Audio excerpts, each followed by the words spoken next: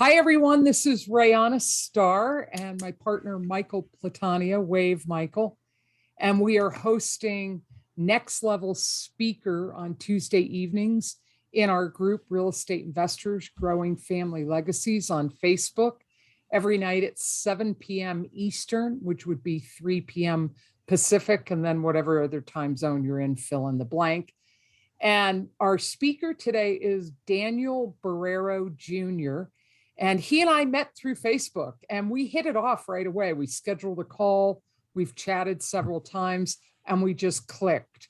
And he is not a fortune builder student. We're mixing up our community to bring in people that have a lot of experience investing. Dan has been a real estate investor since 1989. He's got a ton of experience. And the reason I invited him here today is that he's a man who thinks for himself and he pays attention to what's going on in the market. And I wanted him to speak about something very real that's in this market that we have with a pandemic, with a housing shortage, just talking about survival strategies on knowing when to buy and sell, and then alternatives like condos or land. And so we're going to talk about quite a few things so you can be more strategic as an investor. Now, if you're not with us live, we've got a small group to start, but I think we'll have more people wandering in a little later. You can always watch this recording and just put hashtag replay. If you do watch the recording, let us know what you think. These talks are for you, our community, to add value by educating you and just providing as much resources and support as possible. So without further ado, Daniel, take it away, babe, and tell us a little bit about yourself. We'll go interview style. We'll just kind of bounce back and forth a little bit, get to know you and hear your words of wisdom. I don't know about wisdom, but a lot of experience. Dan Borrero, I've been in the real estate business since 1989. I purchased my first property in 1989. It was a two-family pre-war construction in Fort Greene, downtown Brooklyn. At the time, I'm not sure how many of you are familiar with Brooklyn, but that particular area was considered to be like the OK Corral. Unlike today, it's regentified. We bought that building, my brother and I and my dad, we bought that building for $72,000. It's probably worth today about 2.6 million. We still have that property. That's a property I'll never give up.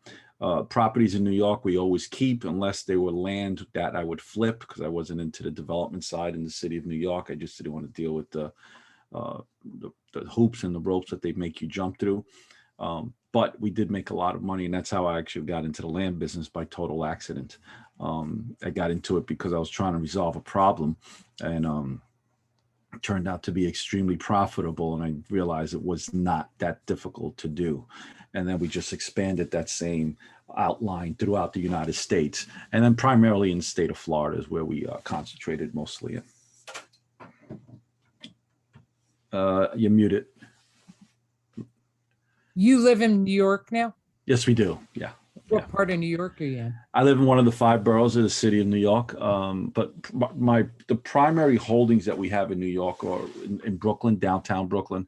For those of you that are not familiar with it, it would be more like the Barclays Center. Okay. Yeah. Do you live in that area as well? I do not actually. So I live in Staten Island, New York. And the reason was because when my wife and I wanted to stay there, but when we started having kids, it was school systems were horrifying.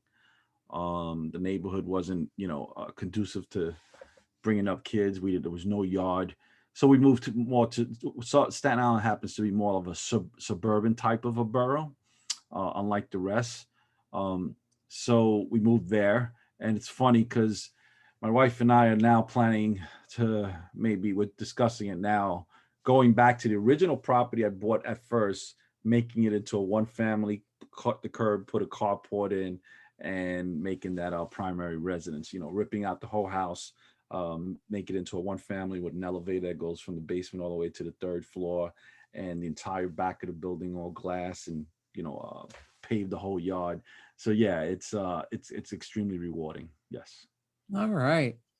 And so, I see a lot of you're big on Instagram and Facebook story, and you're really great at adding the music and schnazzing it up and stuff. So tell me about US land, and what was it that had you break into land? You said you were solving a problem.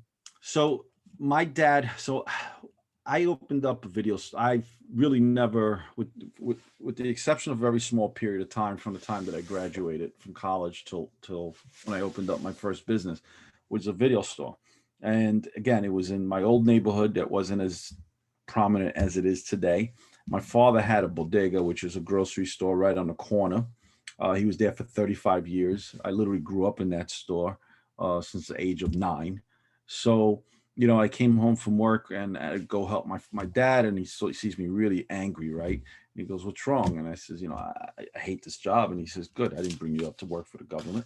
He goes, "Take that store across the street. Nobody can seem to make anything go of it, but you can." And I said, "Well, what am I going to open there?" He said, "Open up a video store." I said, "I knew nothing about video."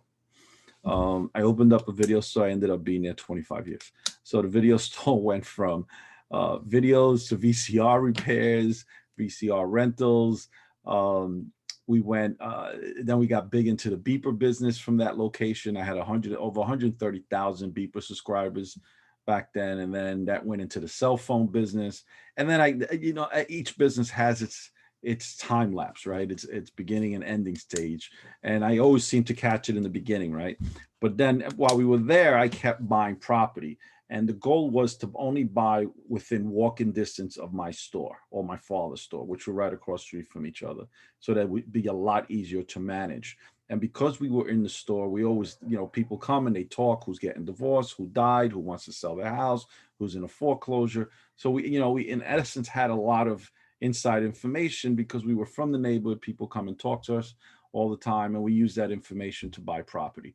So it so happens that across the street from my dad, there was a vacant lot, and the vacant lot, people would dump their food there. A lot of restaurant owners would come and dump their food at night there when everything was closed up because they didn't want to pay for private carding. So we had this horrible smell coming into my dad's store, rats all over the place. The owner didn't want to do anything about it. The city was giving her tickets all the time. Nothing was happening. Apparently, and we didn't really know who the owner was, but we assumed that they didn't want to do anything about it because they were getting tickets all the time. And so my father says, "Find out who owns that lot and let's buy it. I don't care what it costs." And we ended up buying it for $70,000. We fenced it. We cleaned it. We were into it for maybe 75,000, 77,000 at that point. And people from the neighborhood asked us if they could park their cars in there. So we were like, wait a minute. Bell rang off, right? With the little light went off on your head and said, "Wait a minute, I can make money from a vacant lot." Sure. Okay.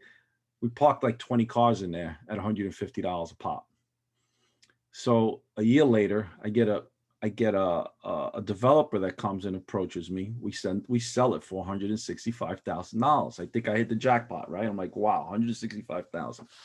Well, I didn't even know what a 1031 exchange was then. My lawyer says to me, "Danny, why don't you do a 1031 exchange?" And I says, "What's that?" And he explains it to me. So I says, "That's great because I know the property I'm going to buy across the street. I'm going to buy those two lots that were on the opposite side of the street for 70,000 because I knew that we're building they were building a 6-story building on this lot. Nobody else in the neighborhood knew it. I knew it because I was making the deal with them. So we ended up buying the lots across the street for 70,000. I fenced it. I rocked it. I moved all these cars, these 20 cars that we had in this one lot for 150. Now and then I gained 2 more extra spots. Now I have an extra $300 cash flow coming in, right? So we moved those cars across the street. They start building. Fast forward, I get another developer that comes to me and asks me literally like 8 months later and says, "You want to sell it?" I says, "Wow, there's something happening here." So I sell that. Oh, hold on a second. So then I took the difference of the 70,000 and I bought that. I used that as a down payment to buy a 4-family up the building, up the corner. So we didn't take any of the money of the 165. We reinvested the entire amount. About 6 to 8 months later, I get another developer that approaches me. We sell those 2 lots for $355,000. I take those funds, I go around the corner and I buy 2 more lots, but they were larger. And there I was able to fit 26 cars on that lot. So now we increased All it. right, hold that thought, Go ahead. Daniel. Dan, can I just call you Dan? Yes. Okay. You know what I love about this? You are truly an entrepreneur, and the real estate investing happened almost by accident to Yes. solve your problems as an entrepreneur. And this is something Michael and I drill in to our client's head is as an entrepreneur and as a real estate investor, you are a problem solver. I You state know, that when all I'm the time. coaching people through a rehab project, I have this client and she just is very emotional. She gets stressed out. I'm like, look, if you can't handle it, you should not be in this business. You're doing fine from where I sit. You need to rechannel the emotions because that's what this business is. You are solving problems. You have to remain calm and step back emotionally and pay attention. I'm just fascinated.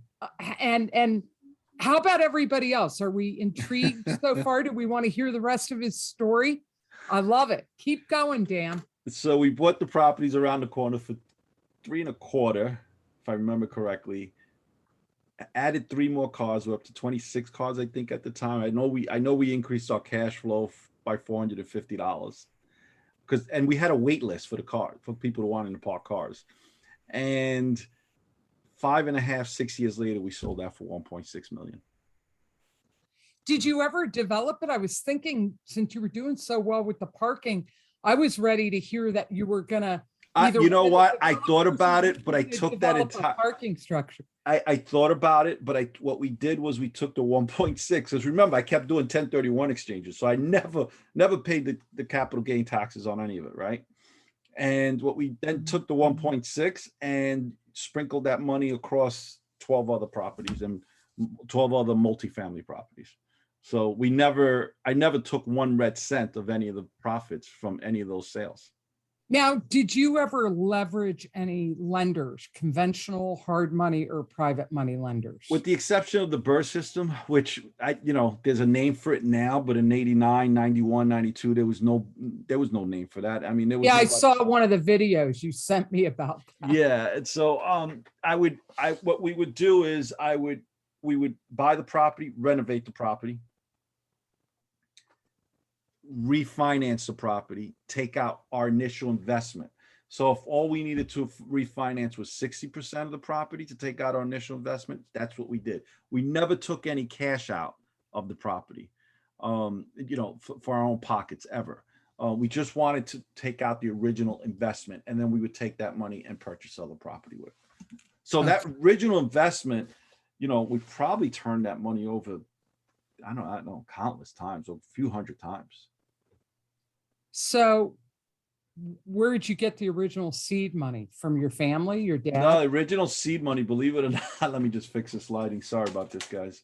The original seed money, believe it or not, came from I call it leveraging my job, and I tell everybody to do the same. We're living below our means. Look, I was very fortunate. My girlfriend at the time, who's now my wife, we were like two horses pulling the wagon together. She wasn't going to the left and I wasn't going to the right, because then the wagon wouldn't go anywhere, right? So, I always stress how important it is on whoever you're going to select to be your spouse, that they truly understand the sacrifice that they're going to have to endure to achieve the goal. Because it was, it's horrible to say, but you could afford to drive a Mercedes Benz, and at the time I was driving a 12-year-old Cavalier that had about 200,000 miles on it with no air conditioner, with the roll-up windows. Paid right? your dues, yeah. You're right. So, well, I think that goes for not just spouses, but any partners. That's another thing we warn people about, is when I hear some of our clients like, oh, I was going to partner up with this person that they hardly know, is one of the most important thing is make sure you're aligned in values, that yes.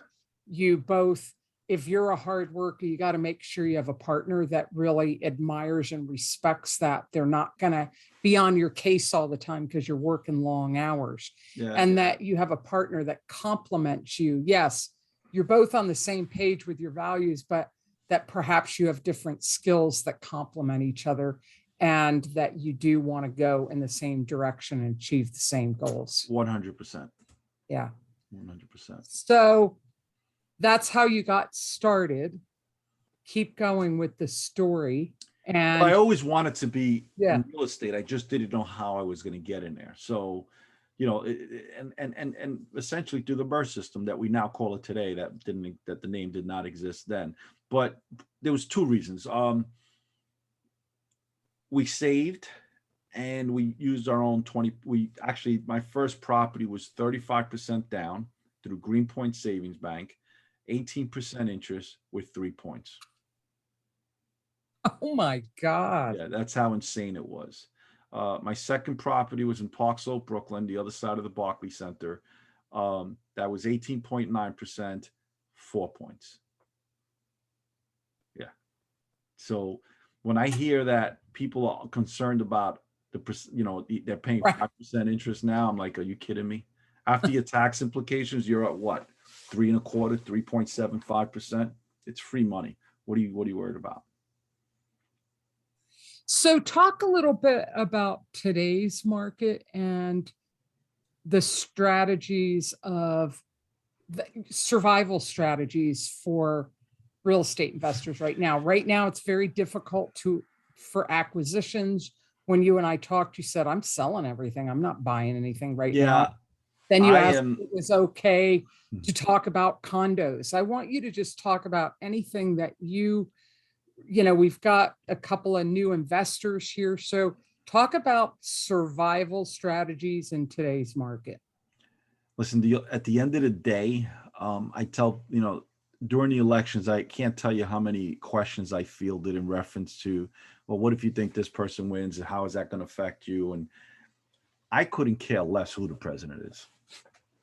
I really couldn't, in the sense of, I do care. I don't care less in the reference to who's going to put more money in my pocket, because neither one of them care about how wealthy I become, or how wealthy you become. That's the honest to God's truth. What I do care about is the policies that they're looking to implement, and how likely are those policies actually going to be implemented. So I take a lot of time out and I read. I would say at least an hour and a half a day I'm reading different news articles from different publications. I get a lot of my information from publications out of the country, because they're giving you a total different perspective on things, right? Because they're out of the bubble. They're not in the bubble. And I concern myself a lot with what's going on globally. Then I bring it down to the macro part, and then I bring it down to the micro part. How is that affecting me? I need to know what's going on in the country macro-wise, then how the global economic scale is going to affect us here in the United States. And then that's the macro side of it. And then I figure out how is it going to affect that micros within the markets that I'm actually practicing in. And then I adjust. So when Trump came in, I probably spent about $8,000 reconfiguring certain LLCs from S corps to LLCs, and vice versa. It all depends. I took some properties out and moved them over and created new LLCs. I probably spent about $10,000 in legal fees and accounting fees to move things around. But I made that back up in the first year 6-7 times, because of all the new tax benefits that were passed in the 2018 tax bill, right? So, and I haven't really maneuvered yet, because I didn't see the need for it, because I truly didn't believe that Biden was going to make the changes he said he was going to make in the time period he said he was going to make them in. And then if we come into the new elections, which is going to happen in next year, Congress may be changing around and he'll get nothing passed. Right now, I'm not a Republican, and I'm not promoting Democrats by no means, but I truly believe to be successful, you need to understand what's happening globally, nationally, and locally, how it's going to affect you. Okay. That's what, yeah. So being informed, knowing what's going on in the world, paying attention, that's one strategy. Oh And yeah. So getting I more was localized, what's another strategy? absolutely. So I was predicating that we were going to have an inflation increase. So this what's happening now is no surprise, but we've prepared for that. I'm also assuming that we're going to have a downturn. We're due for one, and it doesn't really matter who's president, to be honest with you. It's just a cycle that's just the normal cycle.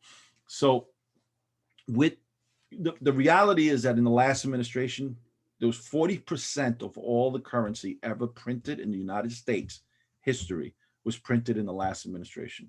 As a result of that, if you understand the scales of economics, there's no doubt we were going to hit inflation. I'm just surprised it's not higher at this point.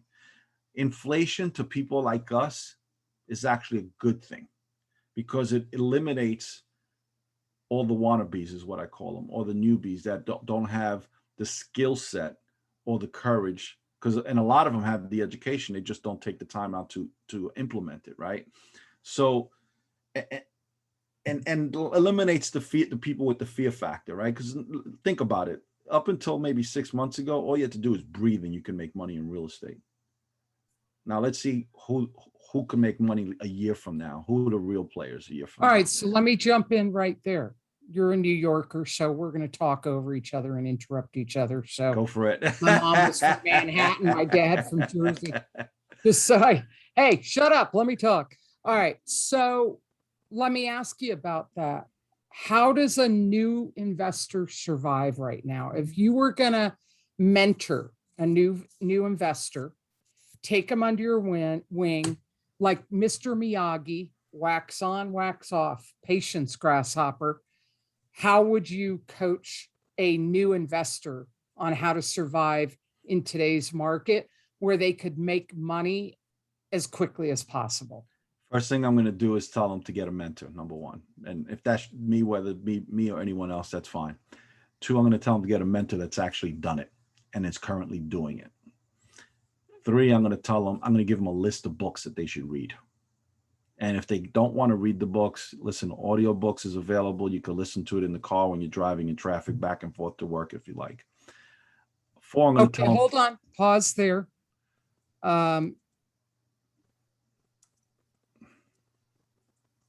List of books Dan recommends. Oh, yeah, Charles is. So give us the list. I'll include it. Oh, wow. You're asking me, you're putting me on the spot. I could give you a few. One of our books we recommend is E-Myth Revisited. Is that on your list? That is not, but it's on my list to read. Yeah. It's a weekend read. Oh, yes. The Millionaire Mind. Yes. I love this book. And then the same writer, Millionaire Next Door. I don't care what side of the table you're on. I don't particularly like this person as a person, but The Way of the Wolf, if you could understand how to sell, you'll know when you're being sold. And you could turn that table on them. Okay. The book is a fascinating book. I realized I was using most of the points in a straight line system already. I stopped doing sales in my company. My brother's the one who mostly does the sales. I actually jumped into the sales side for about a year. My sales went up over that course of the year by using the tactics in this book by about 12%. Way of the Wolf. Yeah, Way of the Wolf. Okay. It's a few of them. I mean, this is another book. It's simple to read. It's Estimating Rehab Cost. You know, a lot of these books I get not because I need to. I know this stuff, but I truly want to see how truthful they are and how effective they are. Because if I'm going to recommend it, I want to know before I recommend it if they're real or not.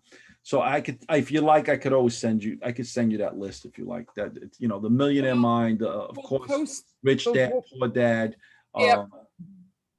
You know, that's like the holy grail, right? If you think about it. Well, I read Rich Dad, Poor Dad, And I really like his cash flow quadrant.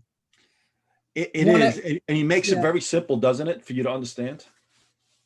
Yeah. definitely. And I remember when it came out, what, 15, 20 years ago, cash flow quadrant, I will often recommend to my clients that they read E-Myth Revisited by Michael Gerber, because it talks about the three roles you play in your business as an entrepreneur. You're the technician, the one who makes the product or delivers the service, the manager, the one who starts to delegate, to elevate by developing processes and systems and hiring the people to replace themselves. And then the entrepreneur is the visionary and the one who steers the ship and sets the goals and determines where we're going to go next. And then the cash flow quadrant by Robert Kiyosaki, he talks about the four quadrants. There's the W-2 employee and the self-employed person that are exchanging time for dollars. And then on the right side of the quadrant is business owner and investor, where you're leveraging other people's time and talent and resources, where you no longer in the trading time for dollars. Yeah. Any other books? David and Goliath. Unbelievable book. I love, there's a few of them I could give you. Oh God, there's so many I have. I'm just trying to decide which one. This one here too. You can post them in the group too. Talking to Strangers. This gets you out of your comfort zone. Okay. Networking is probably 50% of the reason of my success. I can't stress enough how important it is to get yourself out there and put yourself in a room where you're totally uncomfortable and you're the person who makes the least amount of money in that room. And if you're in a room where you're the person making the most amount of money, you're never going to grow. Yeah, you're in the wrong room. You're in the wrong room. It's uncomfortable. Yeah. It's uncomfortable. Yeah, it's like being in a mastermind group. Yeah. With a bunch of people that are less successful than you are. You're never going to grow. Never.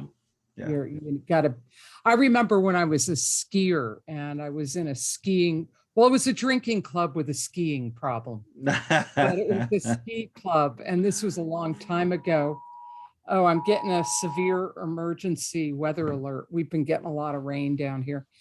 And I remember that I always skied with people that were like hot doggers. They were doing the double black diamonds and doing all the moguls and the steep bowls. And I always skied with people better than me.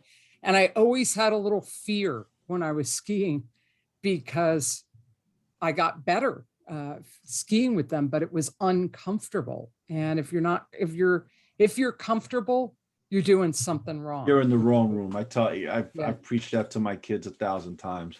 Tell me who your friends are, and I'll tell you who you're going to become. Okay. So talk to me about, like, if you were going to go beyond mentorship, like the exact advice, if you were going to advise new. Okay. So besides reading the books right now, yeah, I'm going to tell you, you have to mentally prepare yourself, physically prepare yourself, because the stress it takes a large toll on your body. You want to economically prepare yourself and educationally prepare yourself. Those are the four main factors. And then you need to understand the four fundamental parts of investing in real estate, right? Cash flow, everybody's talking about. What they're not really talking about, and the other thing is appreciation. I will not buy anything unless I think it's going to appreciate it. Now, there's a lot of people out there mentoring and teaching. Otherwise, it's all about the cash flow. And that's perfectly fine if that's what you're comfortable with. I am not comfortable with that, because I look at the cash flow as being my salary for having found the property, renovated the property, tenanted the property, and now managing the overseeing of that property. That's my income for that job. My real golden goose, my golden egg, is at the end, the appreciation, That's my legacy. That's my financial legacy. That's my pension. That's what actually paid for those 4 degrees that you see up on the wall. Those belong to my children, right? So, again, that's not what everyone else is teaching. And I truly believe you have to find your own comfort zone and what you're comfortable with doing. Because there's so many different ways of doing this and being successful at it. But that's what works for me. I'm not that person that you could come to and say, how do I do this? And I don't have a penny to put into it. I'm not the guy to teach you that. All right. There are, So that being said, a new investor who doesn't have, let's say they've got the education, and we're in today's market, house shortage. The market is just a very aggressive seller's market pretty much across the country. We're in a pandemic. The market is going to shift. I agree with you. We're just, we basically have a recession every 10 to 12 years. So we're due for one. And so what specific that we're talking about mentally, physically, financially, educationally, prepare yourself. We're talking about books, but let's get real specific don't about. compromise your numbers. Okay. You're not going to get any more specific than that. Do not compromise your numbers. Do not get over anxious. And do not get emotional. So don't let your anxiety make you make an emotional decision. Don't concern yourself with what everyone else is doing. Because when this music stops, there's going to be a lot of investors out there without a chair. And you do not want to be that investor without a chair. You want to be the investor that's going to be literally paying pennies on the dollar for the chairs that people are sitting on. That's who you want to be. So yeah, we get it. Numbers need to make sense. Now, I want to get more specific about strategies. Like, for example, what should people be investing in right now? What are the best places to acquire something? Why do you feel those are good investments? For example, I'll tell you, we do land. We talked about condos. So talk about where someone, especially a new investor, can get their foot in the door now. So I am looking everything I'm buying, and I'm not buying a lot because, again, I'm not compromising my numbers. I'm buying mostly condos, townhomes, and land right now. I'm not really buying multiple family properties because a lot of the laws in the areas that have deals on multiple family are not conducive to landlords right now. So I'm shying away from states and municipalities that are not conducive to landlords. I am going to states where the laws are more conducive to landlords. Okay. So having said that, the other reason why I'm buying condos is because there's less competition in that inside of the business. And I got to tell you, I've made a lot of money with condos. But however, you need to be very, very, very careful with what HOA you buy into. And if you like, I do a free mentorship class where you know about that, but or you could reach out to me and I will be more than happy to, guide you through that process. What questions you should be specifically asking, what exactly should you be looking at when you're looking over the financials on that condominium complex? You want to make sure that the other thing is it's good thing if they're not FHA approved. And for those of you that don't understand, you want to explain that if they're FHA? No, go ahead. You explain it. So, I'm not really, I think Obama dropped it to 50-50. I'm not really sure, but I'd have to check. But let's say if they're FHA approved, that means the banks will lend money on those condominiums. When they're not FHA approved, it's because the majority of the units are owned by investors, and the person who owns the property do not live in the complex. So I like to buy where it's almost like 5 to 7% closer to FHA approved, because once it gets FHA approved and the banks start lending money in that complex, it drives it up another 15 to 20% in value. There's your appreciation. Okay. So you want to get in there before that. Right. You want to get in before it's FHA approved, but you also want to make sure that the community is being well run. So if I drive into the gates and all the grass is brown, I drive right back out.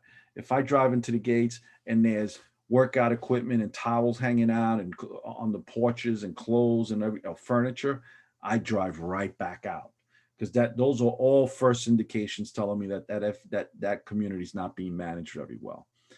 All right. The other reason I buy land is because there's not a lot of people teaching it. And because there's not a lot of people teaching it, there's a lot less competition when I go to buy it. Now, there's competition. There is now, yeah. But that competition also dwindles away when things get tough. I love buying land, and I flip. Tell us why. Tell us why land is a good deal, and tell us how someone, if they wanted to wholesale, how would you wholesale land? Tell us all the possibilities you see with land, because I know that's your main investment strategy right now, that and condos. So explain why. Land is where I put my money when I see a recession coming, but I don't buy in the city environments, because city environments usually go down because development goes down at that point, and people leave the city when there's a big recession. So tell us, why do you buy land when you see a recession coming? I buy land for multiple reasons, and it depends on, again, I did my international economic scales, my macro, my micro. So I started buying land I started buying land in 2000 in Florida. I moved my land buying business from New York to Florida, late 90s. I actually bought 4 lots for $3,000 in Cape Coral, Florida. $3,000 each. Sold those lots when my daughters were ready to go to college for about $55,000 a piece. That paid for college. Yes. So I try to buy where I see the municipality is very encouraged or aggressive in growing the economic scales within that community. So those lots were bought in Cape Coral, Florida. I mean, I got a meeting with the commissioner of land development, the commissioner of DOT. You know, if you go into the smaller areas, all these people are more than willing to talk to you, because you're bringing in investments. As small as I was back then, it was irrelevant. I ended up buying and flipping. I ended up selling and buying in that community, in that particular township. It was Cape Coral, Florida, Lee County. You would fly into Fort Myers, over 50, 60 lots. But then it started growing too fast, and the fundamentals didn't make sense. So we then went up to Sarasota County, which is Northport area. From there, same thing. Then the developers started coming, and the fundamentals didn't make sense. If the fundamentals don't make sense, I get out, because I don't want to be left without a share. On this. When you buy a lot of land and you just hang on to it, are you just sitting on it and you're just paying a mortgage on it? Oh no, I buy it outright. This is the best part, guys. You can buy lots for $3,000, $4,000, $5,000, $6,000, sometimes $2,000, depending. So last year I was buying in Putnam County at $1,500, $1,000. Those same lots I can't buy for less than $4,000 now. And how do you monetize them while you own them? So you take that lot. I wait until it goes up to about 5,000 to 7,000. I now make it into cash flow, because I'll sell it at 7,000. A lot I paid $1,500 for. You give me $2,500 down payment. I took all my money back out. I financed that lot to you at 10% for whatever months you need that you could afford. I just now made that lot into cash flow for the next, on an average, 5 to 7 years. Even if it's $99 a month, you get 300 of those. How much is that a month, guys? And meanwhile, you got all your original investment back with your down payment, and you do a contract for deed. So you're not actually giving them, you're not putting the property in their name. It's a contract. When they finish making all their payments is when you will now transfer the deed to their name. Okay. That's how you monetize it, while you sit on it. Oh yeah. And if they don't pay it, you just take it back. Or you put cars on it and turn it into a parking lot. Yeah, yeah. Again, that was not the idea, guys. That was not a plan. It still was very entrepreneurial in the beginning days, right? That was not a plan, but it was. We made a lot of money. We made a lot of money. So there's many ways to do it, right? A lot of times, what I would do is I would go certain areas. I would go to the builders and I would say, "Listen, I got a list of 120 lots. Why don't you sell these lots like you own them? When you get a buyer, so the buyer comes in, they like the model, and they say, yeah, but we don't have a lot. Now the builder says, I got 160 lots. Go look at them all. Tell me which one you want. They're my lots. Buyer doesn't know that. When the buyer chooses the lot, I now put it on the contract. But now let's say I was selling that lot for 10,000, but he doesn't have to give me any money. But now he could go to the bank and say, I got the lot and I got a buyer who's paying me already to build this house. The bank's going to give him the money, right? He pays me when they close on that property. But now I'm not charging him 10,000. I want 16,000 because I had to wait those 8 months, or I had to wait those 12 months. So I just made another $6,000 on that $10,000 lot. So I have builders that reach out to me now, mobile home developers that reach out to me. Think, Dan, do you have any lots in my area that I could use as mine? Do you see, guys? There's so many different ways to make this money.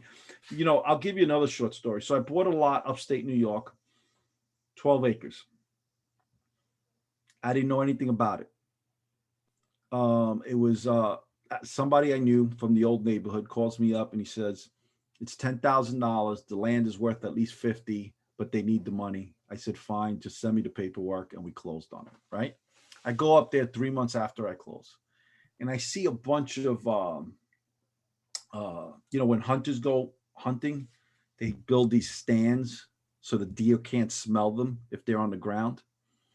And I mean, I only saw like 3 of them. And I said to him, Ralph, what is this? And he says, oh, I'm always chasing these guys away.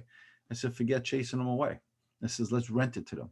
Let's build them professionally with a ladder that goes up, and let's charge them $75 a day. Every deer season, we were pocketing. We were literally pocketing every deer season about $25,000. You like that one, Andrew, I guess? Hell yeah. Yeah. He's in Michigan. Okay. So you think about it. $10,000 investment, $3,000 a year tax bill was netted me every year, 25 grand. Someone literally does that around the corner from me. They rent out for hunting season every year. Is that right? Yeah. Yeah.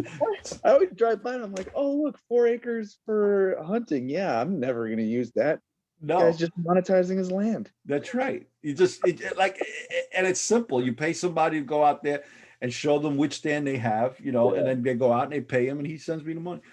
I actually used to pay him $100 a month to just go clean up any garbage they left behind. Nice. And then off of deer season, hunting season, we actually cleared out 3 areas and we made it into an area where they could pitch a tent or bring one of those RVs and park the car and park it and use it over the weekend. That was another $150 for the weekend. Nice. So yeah, there's so many different ways. So, there's land everywhere. You could buy a parcel in the middle of the desert. If you market that properly, you could rent that out or sell it as a recreational land where people could go and ride their dirt bikes or their quads. See, this is why we have speakers, and specifically why I wanted you to come, because we need to cross-pollinate with each other, because there's the traditional wholesale rehab buy and rent. But having someone who is very entrepreneurial like you, who sees opportunities other people don't, is helpful. So we've got a small group here right now. Melissa had a question for you, Dan, and it is that initial investment per acre, or how do you figure out the size of it? All depends, right? So you want to make sure, there's a couple of things you want to make sure. Whenever you're going to buy land, especially in a small town, if the information is readily available to you, and do not be shy. You call up the local buildings department or property appraiser. Call up the property appraiser, because then they will be more than happy to direct you to where you have to go. And a lot of these websites, the technology has changed dramatically, where you could actually see, using a lot of the websites on the county on the county. Once you have that parcel number, you put in the parcel number, which you get from the seller, or just put in the seller's name and you'll find the parcel number. You put in that parcel number, do that GSI map, which is there's always a link, a GSI map link on the top, usually on the top middle. It'll give you an aerial. And then within that aerial, it'll have on the right side or the left side, or sometimes on the bottom, different links that'll say to you, all right, do you want to see the aerial currently? This is the current aerial. Would you like to see the aerial 10 years from now? So you could go back 10 years and see what the development was in that area over 10 years, whether it was developed or not developed. You could go back every single year and see how it's been developing, right? So if it was rapidly developing up until 2008 and then all of a sudden dropped, buy. Because there was a reason why it was rapidly developing in 2008. It's for those same reasons is why it's gonna go back up again. Okay. You said that's from the building department?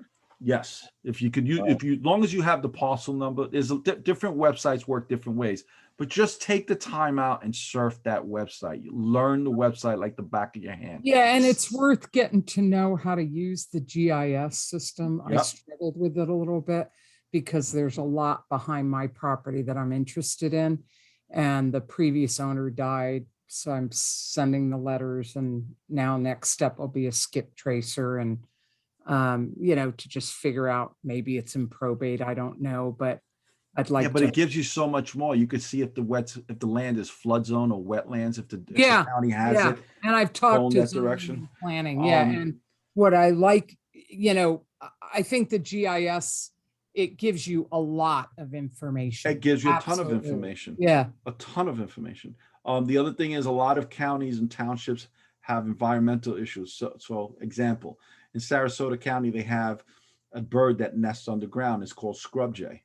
Well, if there's scrub jay on that lot, you're screwed.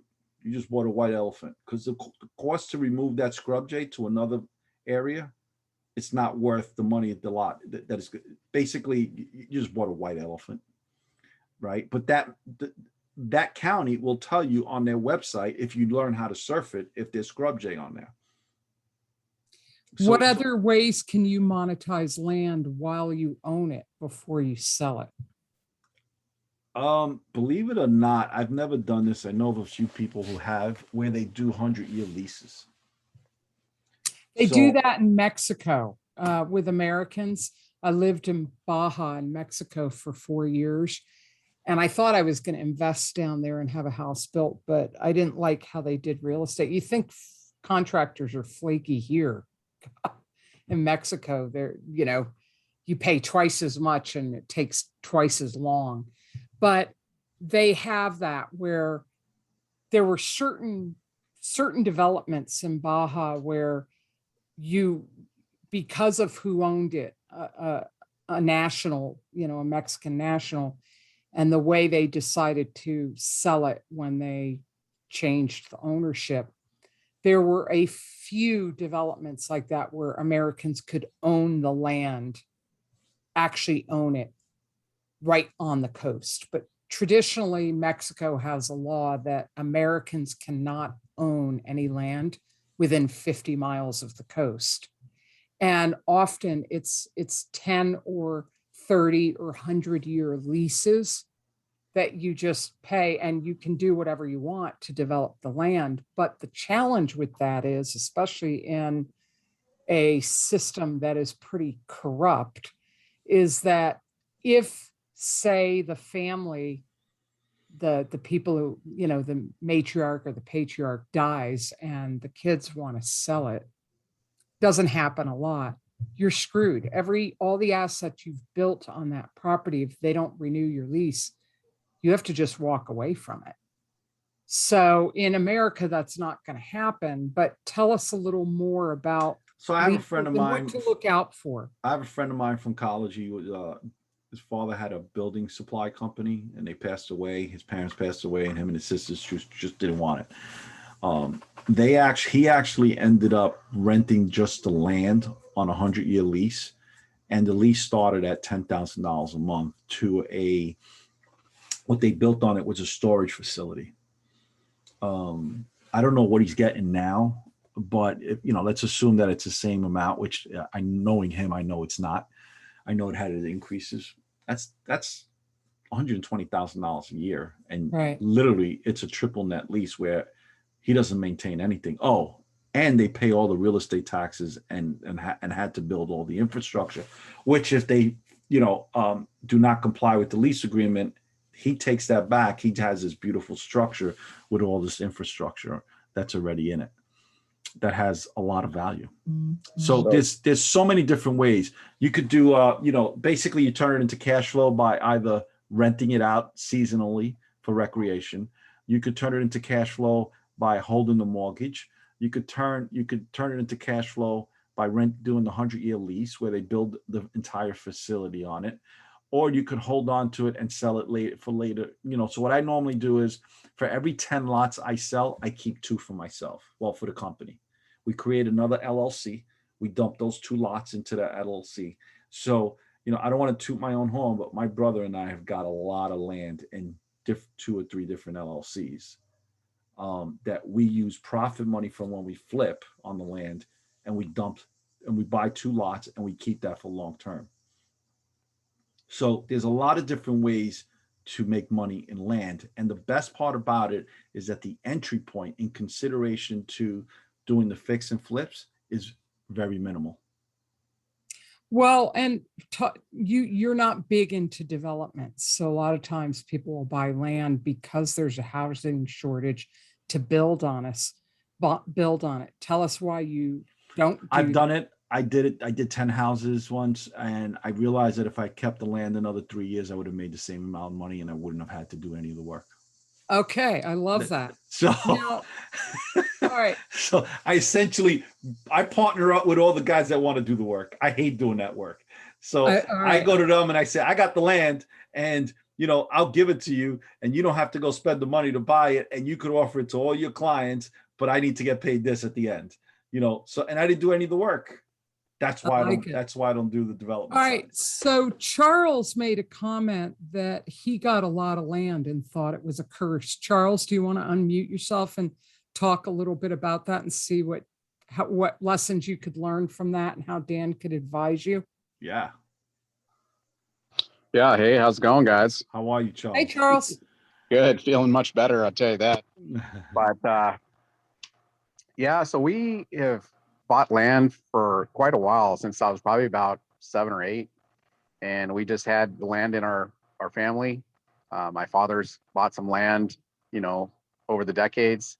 I have a couple land lots that I had I still have in Georgia, because I thought, once I retired there from the military, I was going to build my nice Louisiana Bayou house with a wraparound deck and build another one next door and sell one and keep one. And then we had, 2011 happen. And then, I think the government still has the property. They're supposed to dredge out Mayport and put a nuclear aircraft carrier there, but never really did. So everybody kind of just held on there for a long time and then moved out.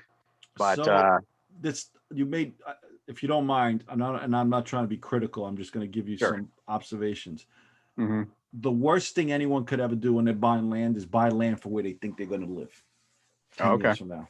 You buy land now for where you think it's going to appreciate and how you think you can make money, and then use that land to buy where you truly want to live when you're ready to live. Does that make sense? Mm-hmm. That's number one. Number two, did the government do an eminent domain on it? No. Mayport is in Florida. I live in pretty much exit 1 off of going north up out of Florida. And because I used to be in the Navy, I used to be out there at so you're up by you're up in the Panhandle? Not really.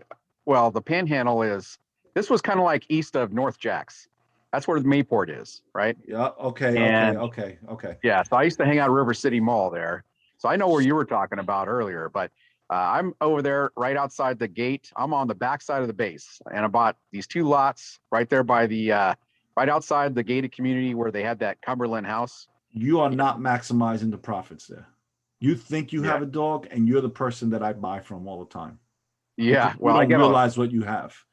Yeah. Well, I get a lot of people trying to buy the property, but they're always lowballing me. That's right, because they don't because they do what we do, right? So what do we do as entrepreneurs? We buy low and sell high, right? Yes. Now, why are you not selling high? It's a question. Well, they Because if haven't they're given looking me- to buy it from you, there's a market for it. Why are you Right. not selling to who they sell to? Is my question. I don't know. I don't know who they're trying to sell. Because you didn't So- try, because you haven't really tried, right? I'm not trying to be critical, but the Right, reality is, right.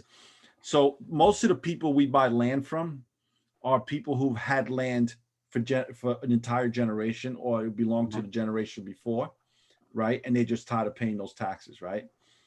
They don't realize what they have, number one. Number Mhm. two, they don't want to take the time out to actually execute and maximize the potential profits in there. Because the reality is, I don't care what business you're in, you got to work to make money. Mhm. It doesn't matter, and it does, and including the real estate business. I don't care what side of the real estate business you're in. If you're not stressed out, you're not making money. That's the reality, right? So where you're at, especially up in east of Jacksonville, close to the base, there's a lot of potential there. Are they quarter acre lots or half acre lots? No, they're about a third acre. Oh my God. Without a doubt. That means you got frontage. Well, this is up in Georgia, though. This isn't Mayport.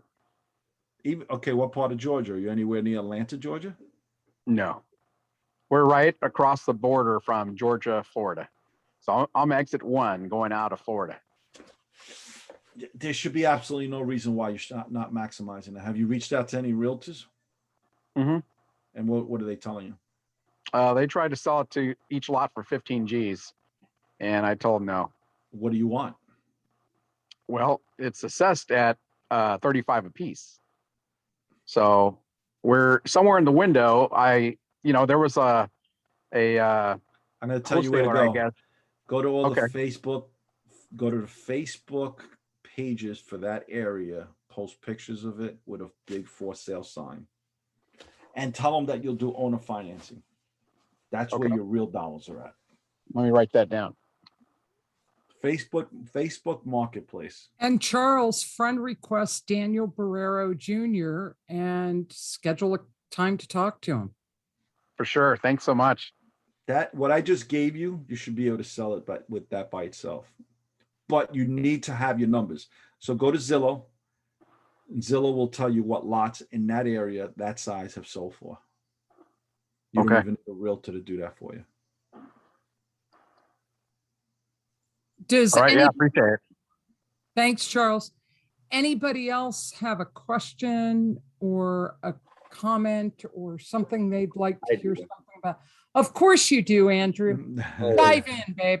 So what's your average, if there is an average, but like hold time, duration, because you're talking about something that, you're buying for 1,500 and waiting for it to appreciate to 5. It totally depends. Sometimes I hold on to lots for a year. Sometimes I hold on to them for 1 month. Sometimes I hold on to them for 10 years. It all depends, right? So if I'm doing the flips, I want the flip money to buy my long-term holds. Though I don't care if I sit on them for 10 to 20 years. Doesn't matter. They're paid for, and they were all paid for with profit. And I only buy in areas where I think it's going to grow. However, I only buy in areas that is not grown at the moment. I try to buy in piss poor areas, including across the whole entire landscape of real estate investing. So my multifamilies, my condos, everything I try to buy in piss poor areas, but areas that are surrounded by all good areas, because eventually it closes in on it. But I'm not paying the premium for having purchased in a good area. So sometimes that area is coming down. Look, I'm going to give you guys a golden nugget. Go to the community board meetings. There you find out what's happening before the general population. You're going to find out who's going for a variance. You're going to find out if the hospitals want to get a variance for expansion. You're going to find out if Walmart's coming in and want to do curb cuts. You're going to know if Kentucky Fried Chicken is opening up on its particular section and needs variance to do curb cuts. You're going to know when they're opening up a 20 or 30 pump gas station, or Wawa's or 7-Eleven. These guys don't get it wrong. They spend millions and millions of dollars trying to figure out where the population growth is going to be. Don't reinvent the wheel. If they're there, you need to go start buying everything around that and just sit and wait. Within a year, you'll double your money most of the time. It's like McDonald's, right? Pretty much, because they're not going to go anywhere. They spend millions of dollars figuring out where the migration is going.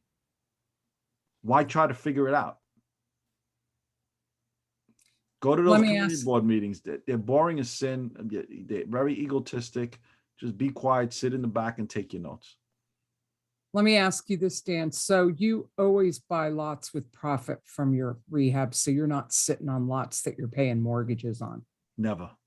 But you Okay. got to understand. So we live now off our cash flow, right? So when we first started, we all had jobs. Our jobs were our businesses that we worked as slaves. I mean, we had beeper stores. I had 2 laundromats. I had over 25 ATM machines that we were stacking 3 times a week. Okay. I mean, we were working 7 days a week, 12 hours a day. And I went 5.5 years without taking one day off, not even a Christmas or New Year's or Thanksgiving, nothing. So what we were doing was we were leveraging our jobs to get the down payments to buy our properties. And then eventually the properties were able to generate enough cash flow where we were able to get rid of all our other businesses that were literally driving us to the bone. If that makes any sense, right? So we live off our cash flow, but if we sell something, we never consume the profits for personal goods. We don't buy new cars with those profits. We don't go take expensive vacations with those new profits. We literally reinvest those profits into other properties that are going to bring us either cash flow or accelerated appreciation. All right. So any profits from sales from rehabs gets reinvested into the business, and your passive cash flow is what pays you for everything. Right. else. So for instance, when I said to you the last deal at 1.6 million that we sold at the last set of lots in Brooklyn, right? We were into that for 3.25. We had cash flow coming in from the 26 cars that were parking there at $150 a month, right? Now, when we sold that, I didn't take 1 red cent. My brother and I and my dad did not take 1 red cent. We sprinkled that and bought multiple properties with that. That now became our cash flow.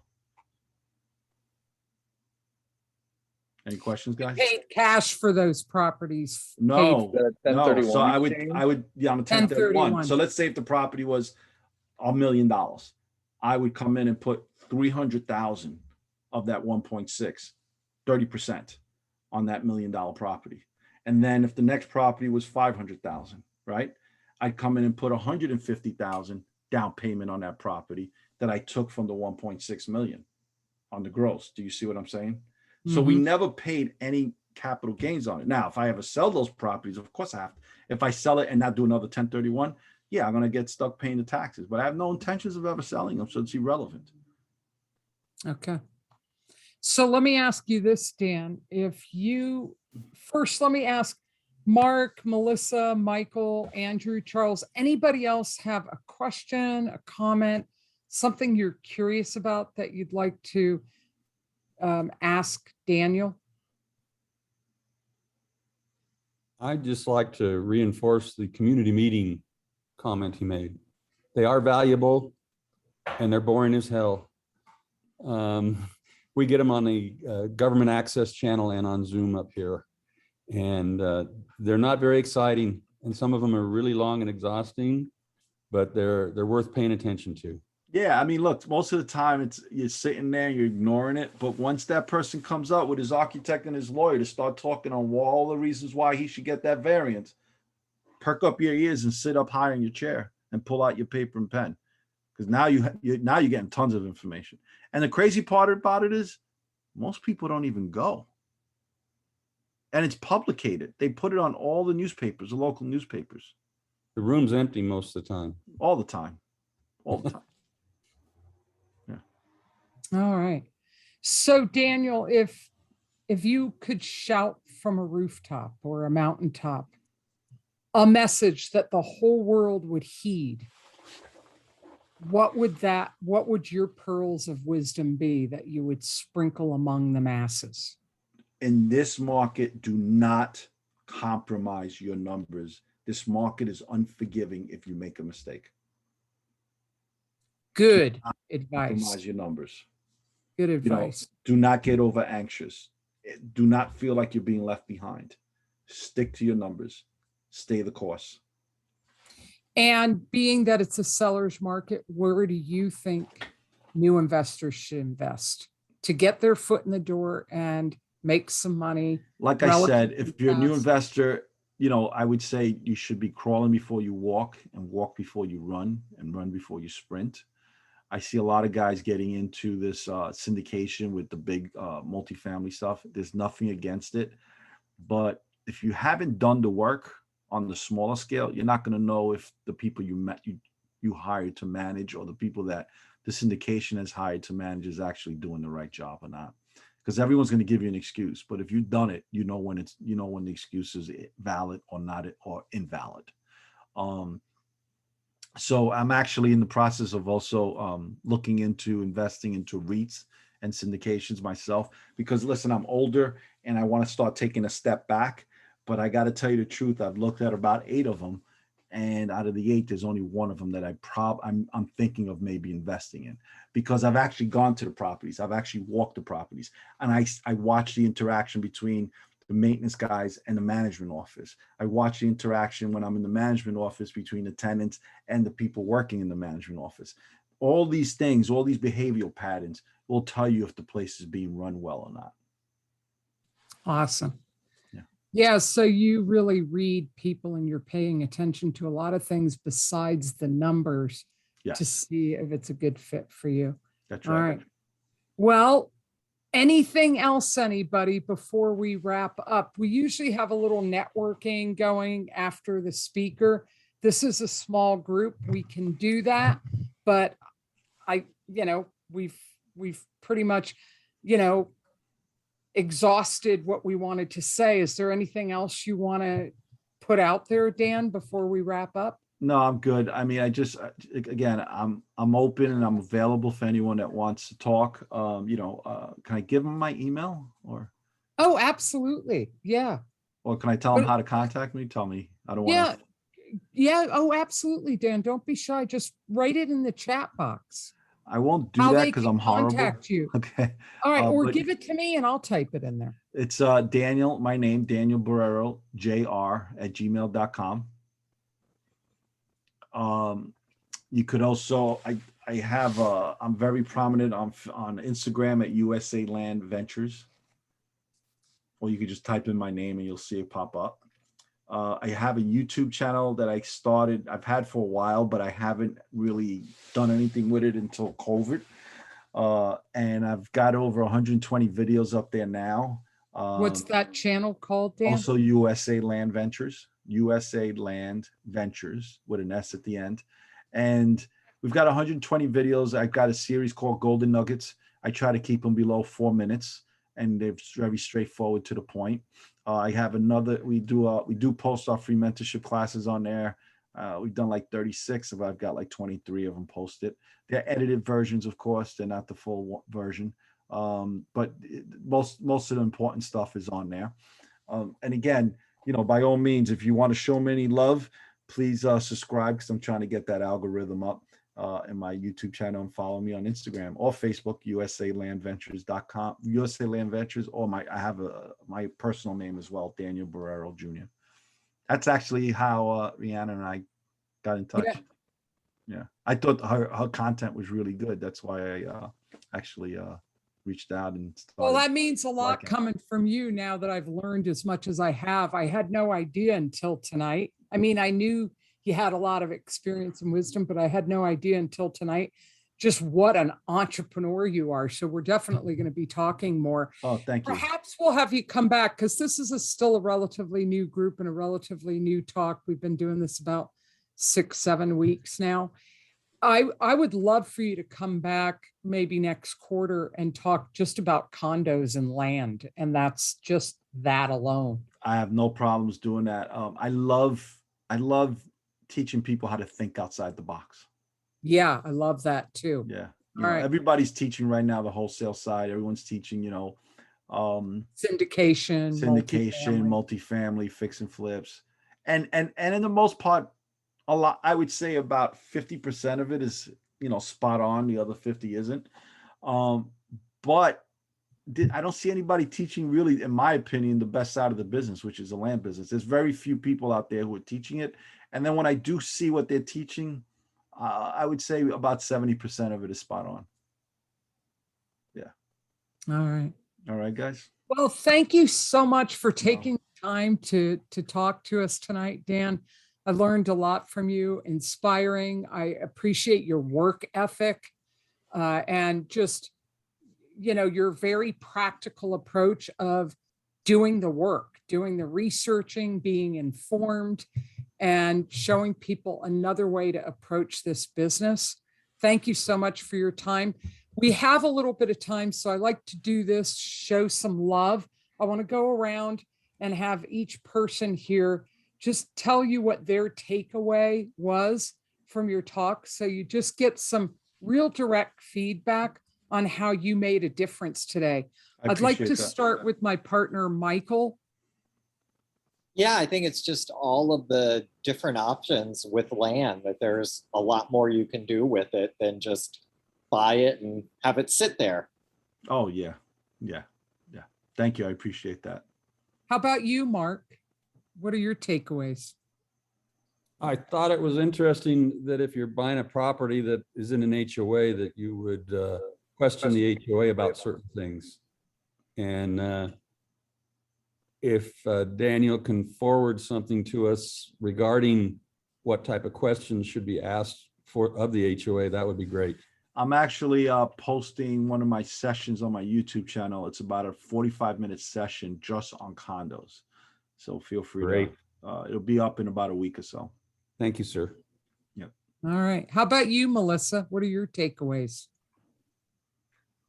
I think the biggest takeaway was not compromising your numbers, even though I think I pretty much practice that already.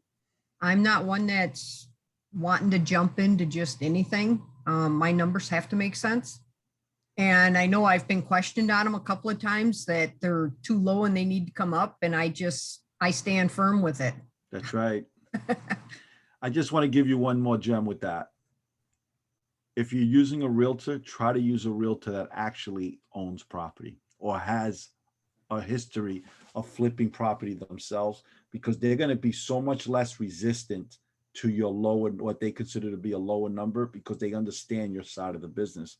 And then when they go to buy that property and present your offer, they're going to actually sell the offer with passion rather than just presenting it and feeling as if it's so just gonna true. get, Oh, here's this knocked down. offer. I mean, it's kind of a low ball, but I mean, you can think about it if you want. Exactly. So my realtors, if they don't sell my offer, if they're incapable of selling my offer, I don't use them.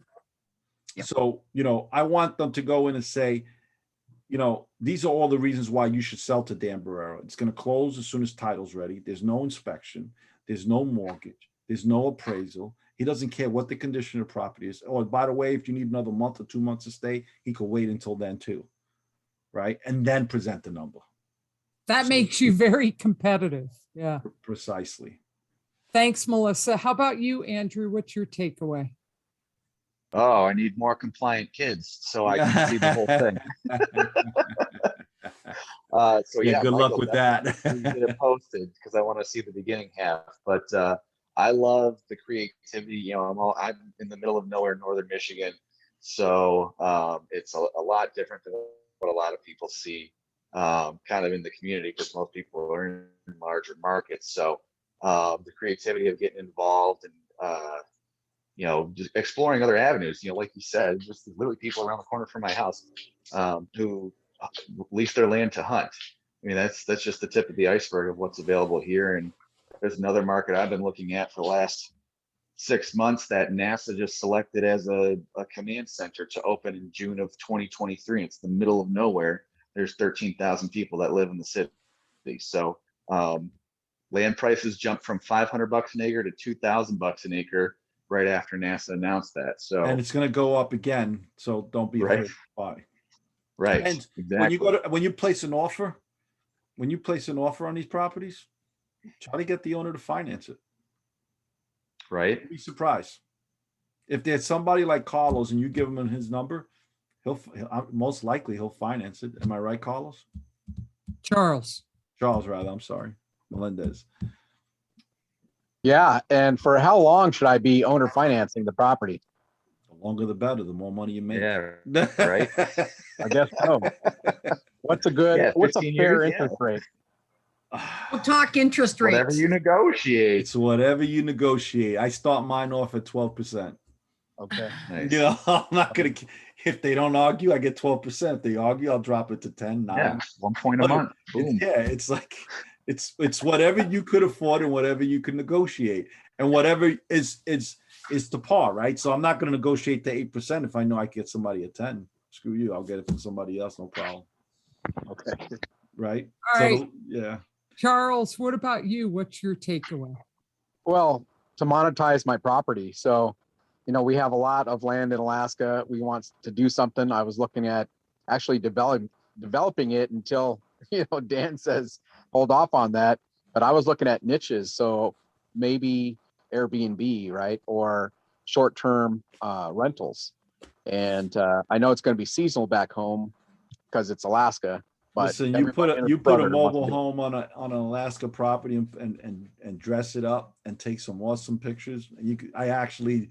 We just posted. I had an Airbnb professional come on, and we into the the weekly sessions we do, and I just posted 3/4 of it on my YouTube channel, and he gives a lot of great ideas.